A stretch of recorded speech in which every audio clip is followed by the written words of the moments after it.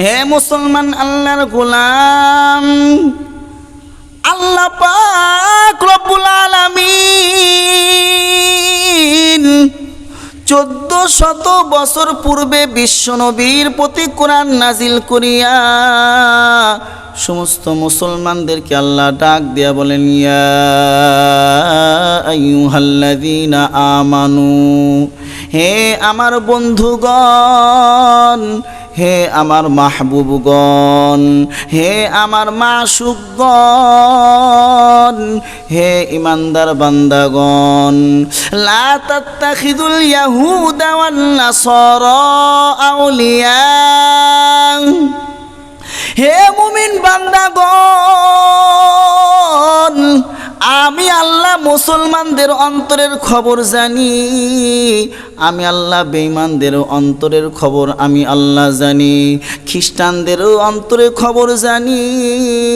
ইয়ালামুল জাহরা ওয়া মা ইয়াখফা ওয়া হুয়া মাআকুম আইনামা কুনতুম ইয়ালামু খাইনাতাল আয়ুনি ওয়া মা তুখফিস সুদূর। আমি আল্লাহ অন্তরের খবর জানি গো, জাহিরিও জানি, বাতিনিও জানি। আমি আল্লাহ মুমিনদেরকে বলে দিতেছি, মুসলিম জাতিদেরকে বলে দিতেছি, ইমানদার বান্দাদেরকে বলছি, খ্রিস্টান ইহুদি বেঈমানরা তোমাদের কখনো বন্ধু হতে পারে না, অতএব তোমরা তাদেরকে বন্ধু রূপে গ্রহণ করিও না। বাদুহুম আউলিয়াউ বাদ, তারা কতিপয়ের বন্ধু। আল্লাহ পাক রব্বুল আলামিন 5 নম্বর পারা 20 নম্বর পৃষ্ঠায় আল্লাহ পাক রব্বুল আলামিন বলেন, ইয়া আইয়ুহাল্লাযীনা আমানু লা ইয়াত্তাখিযিল কাফিরিনা আউলিয়া মিন দুনিল মুমিনিন। হে ইমানদার বান্দাগণ,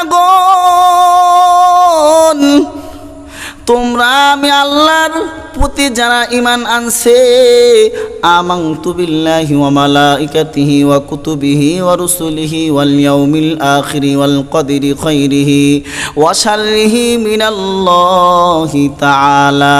কোরআন হাদিস যারা মানছে গো, কোরআন হাদিস অনুযায়ী যারা চলে তারা ব্যতীত, মুমিনরা ব্যতীত কোনো কাফেরকে তোমরা বন্ধুরূপে গ্রহণ করিও না। কারণ কোনো মুসলমানের বন্ধু কখনো কোনো বেঈমান হতে পারে না। কিছুদিন আগে ইসরাইল ফিলিস্তিনের উপরে কি আক্রমণ করছে